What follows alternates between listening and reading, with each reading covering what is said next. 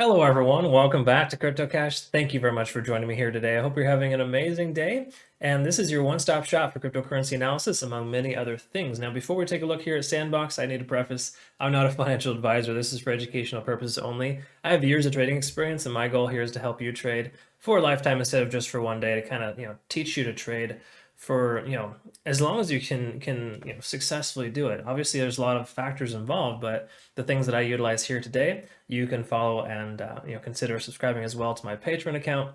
I share all of my trades with my community members there, and obviously we learn and grow together consistently, and we're very profitable, about 80% success rate so far. Now again, we're taking a look here at Sandbox, and Sandbox is making new all-time highs, so it's a very excellent time to consider taking entry, but we want to look at all the angles before we do that, just to ensure that you understand if it's worth your investment, and we should invest in Sandbox, right? So that's the whole point of this video, of course, to make sure that you make an informed decision. Okay. All right. So let's go ahead and just jump on in. Let's go and get right to it. Let's check out the charts. All right, folks, let's go and take a look here today at Sandbox. And just before we do, we always look at Bitcoin and Ethereum first to get a baseline on the market so we know exactly what's going on, right? Because any good trader will understand all the angles before they jump into a trade or an investment, right? Because again, this isn't gambling. This is educated guessing, right? So bottom line here is that if we look at Bitcoin and Ethereum first, we get a really good understanding of kind of what's going on out there, because a lot of coins will be reliant on Bitcoin. Those that break free from it have strong fundamentals, and it's kind of a nice little catalyst that we can look at as well. So let's look at Bitcoin first. And just to preface, I use TradingView.com desktop application. This is essentially the bee's knees when it comes to charting. Yes, it is correct, it doesn't really have any level 2, but it doesn't matter at this point based on the kind of charts that we look at. But simply put, obviously look at your own exchange before you jump in there too, because level 2 does have some important stuff to disseminate. But what we look at here, of course, is just the 4-hour chart for both Bitcoin and Ethereum, and then we jump onto the the coin at hand here, which is of course Sandbox. So let's take a look here. Now, first of all, obviously, this is tradingview.com. I recommend checking out the link in the description below for $25 off, or no, correction, it's 30. I think it's like a free month of the paid version to kind of see if you like it or not, just based on the fact that it gives you more than 2 indicators present at any given time. And obviously, it'll help you, of course, understand what I'm looking at here as well, because I do jump through a good handful of different indicators, right? So taking a look here at Bitcoin, of course, again, this is a 4-hour chart. We always enable the simple moving averages. This is the 50 and the 200. The 200 is the purple line here, and the 50 is the orange line there. And as you can kind of see, it worked at a nice strong support level for quite some time until the price tried to break 49,300 and got rejected and came back down. So right now, under the 50 is of course, the price action. We're looking at about, what, 12, a little over 12 hours of price underneath the 50-day simple moving average. So it's currently working as a resistance right now. Will it drive the price down moving forward? It's hard to say specifically. I feel like the price will break back above, because we are making higher highs and higher lows. Of course, there's only one of each, but on the 4-hour chart, Bitcoin is still looking very good, all things considered, because we have a super strong support level here at about 46,800. Okay, so it's between 46,800 and 49,300. 49.3 has been tested about, 7 or 8 times in the past 2 or 3 days. So I think the more often it's tested, the more likely it'll break. So this next attempt will probably break through and use that and make that maybe more of a support level moving forward after that. But either way, it's still considered a resistance. Again, 49,300 is the major resistance. And if we lose this channel here and we break down below, which is possible, I think it's less likely, but possible, we have the 200-day simple moving average working as a potential support. And of course, secondary to that, 44,000 even is a pretty strong support as well. So you can just kind of see these channels that Bitcoin has been working itself into. But all in all, still very bullish, definitely looking very good. Ethereum is a very similar scenario here. It's just got different support and resistance levels, so we can kind of take a look. Obviously, you can see the 50-day simple moving average performing the same, because right now Ethereum is essentially mirroring Bitcoin based on the fact that it's kind of about this indecision, right? It hasn't broken free, hasn't anything there. Ethereum doesn't really need to. There's no fundamental catalyst kind of driving the price up. Like Sandbox or LRC right now, there's just not much going on in that sense, which is fine. It just means that Ethereum is going to kind of be fairly stagnant until Bitcoin makes a decision. So all in all, pretty similar in a lot of ways. We just have a major support level about 2,900, and the resistance right now is still right about 3250. So 32.5. All right, so that's Ethereum here for you. Taking a look here at Sandbox, let's go ahead and go to the one-day chart and see what's going on big picture. And when I previously drew this out, you can kind of see what's happening. We had an ascending wedge pattern. It obviously broke out a lot sooner than expected, but definitely a good sign. We can see the major resistance level that I drew, of course, was a previous all-time high, so bear that in mind as well. The previous all-time high was about 82.5 cents. And now we are at about 98 cents. So we're almost at $1. Obviously, we went above $1, but it's kind of working itself out. We'll see on shorter time frames what's going on, but generally speaking, this is fantastic. Even though this candlestick has not closed yet, we are in all-time new all-time high territory, which is a fantastic sign. So what we're hoping for is this one-day chart, this one-day candlestick rather, on the chart to essentially close above 82.5 cents, and that would create this as a new support level. Because again, until this candlestick closes above that level, it's not considered support yet, right? Still a potential resistance. Even though it seems fairly likely, the odds of this coming down that low is pretty low, but all in all, still something you need to respect and understand. So we have until 5 p.m. Pacific Standard Time for that to go ahead and close above, and we're good. We're looking at the 50-day simple moving average also working as a support level. It's ascending as well, obviously, with the price action and this wedge pattern here. So a lot of times when you have an ascending wedge or triangle, essentially, that's a typical term for it. You have a breakout on to the upside more often than not. I would say about 70-75% of the time it breaks upwards. At least in all my experience, that's what I've noticed. Looking here, of course, we also have a MACD convergence at approximately, that was the 25th. So we had a convergence about 4 days ago. So hypothetically, that would have been the best time to enter. Right, again, as a swing trader, you see a convergence on the MACD on the one-day chart. That's a pretty strong indication of a long signal, but keep in mind that it's a longer position. You're going to hold it for a lot longer in order to give it time to mature and actually come to fruition. So that's what's happening right now. And RSI is up over 72, which is fantastic. So all in all, a lot of good things here, of course. So I think Sandbox still has some room for growth. Obviously, we're going to see some interesting things here in the next couple of days, but for right now, I feel like Sandbox is kind of on a similar plane to what ADA did before, where it could very well just keep continuing to increase. So the fear of missing out on this one is quite high, I would imagine, for a lot of people. Obviously, we don't want to FOMO in, but I'm just generally saying that there's a chance that this one could continue to take off just based on all the technicals I've seen so far. It's looking very good. All right, so 4-hour chart. Let's take a quick look here. So 27th at 1300. Let's go ahead and mark that. Now what I'm doing here is I'm just marking the MACD when it converges. And if you're not familiar with that, convergence is essentially when the 12 intersects with the 26 in upward fashion. In other words, these are exponential moving averages intersecting based on the price action, right? So when this intersects upward here, it basically tells us the bears have lost control and the bulls are in control. And therefore, we have a bullish convergence instead of a bearish divergence, and that basically just tells us the price is going to increase. So that would have been an awesome point to enter. Of course, hindsight's 20/20, but if you look right now, the price based on just say taking entry at that signal, we would be up about 38 to 40%. So all in all, pretty good here. Sandbox is definitely looking good. Let's go ahead and move on to obviously the moving averages. You can see that this 50-day simple moving average is working as a support level. And the 200 as well. So we had a strong support right here, and then the price converged just after. So that would have been an awesome time to enter because the price obviously rejected off the 200 and the 50-day simple moving average to return the price back upwards. So Sandbox is looking really awesome here. I definitely like what I'm seeing. Let's move on to Ishimoku Cloud. Yep, we can tell we're obviously above. But here's an interesting thing. Take a look at this here. I marked this on the 4-hour chart for the convergence of the MACD. Not 4 hours later, the Ishimoku Cloud broke above, the price broke above the cloud and has worked as a support level ever since.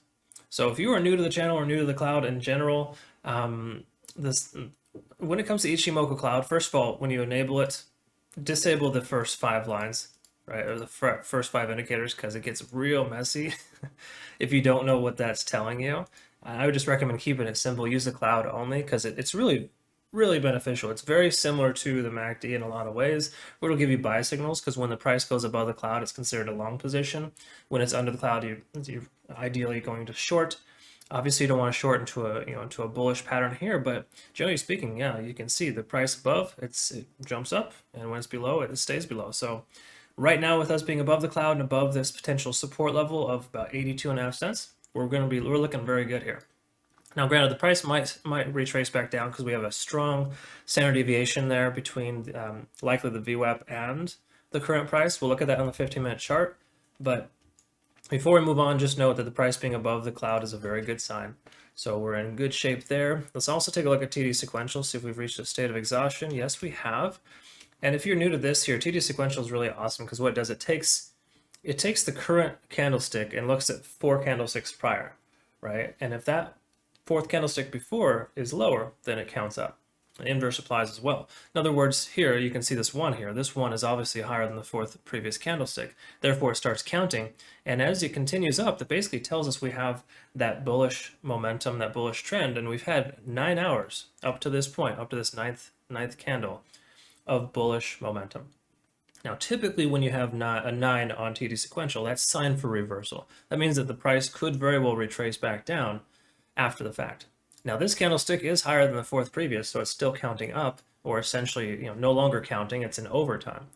But what I'm getting at here is the fact that we are pretty much at the highest point in which Sandbox should go right now, at least for the moment, based on this metric. Now, it's not 100%. Don't get me wrong. This could continue to pump. It definitely does happen sometimes. It just depends on overall how much volume you have, which there has been a lot. It does look like the volume is tying down a little bit. But generally speaking, I mean, all in all, you want to pay attention to that and look at that. So good news is price is definitely very bullish. I think that's going to continue. It's going to have a continuation moving forward. So I do think Sandbox is a good investment right now. However, at this exact time right now, the price is a bit on the overextended side, so we should expect a pullback. It may pull back down to this potential support level of $82.50. Correction, oh man, that would be nice. Sorry, 82 cents. 82.5 cents. It could retrace back down there, right? Now, with the kind of momentum it has, I don't think it'll come down that low. We might want to look at the Fibonacci retracement tool really quick just to identify and see what that looks like here. So we'll find the most recent low with the most recent high. And if we're going to draw a support level, we can maybe just go ahead and throw this guy in here and kind of see where that goes. So that's generally what we're looking at here. I would say we have a secondary support right now. The price does come down. We're going to look at about 93 cents as a close approximate, because you can see it was tested and rejected twice here, and it was also rejected a few times as well when it's trying to break upwards. All right, so let's look at the 15 here and just go ahead and quickly identify the VWAP and EMA. And if you can see among these support levels here, we also have another support. It's in blue. I have it blue specifically because it's a continuous support. And what I'm getting at here is that blue line is a VWAP. It's considered a volume-weighted average price. It takes the volume of the last 24 hours and expresses it as a price. So it's a very helpful day trader tool to identify entry points. In other words, if the price is above the VWAP, it's considered a support level. And therefore, you can use it as a potential support, which is nice. This VWAP line is coming up and averaging out right at about 92, 93 cents. So we should expect, I would say, between 92 and 93 cents to be a strong support for Sandbox moving forward, at least for the next few hours, right?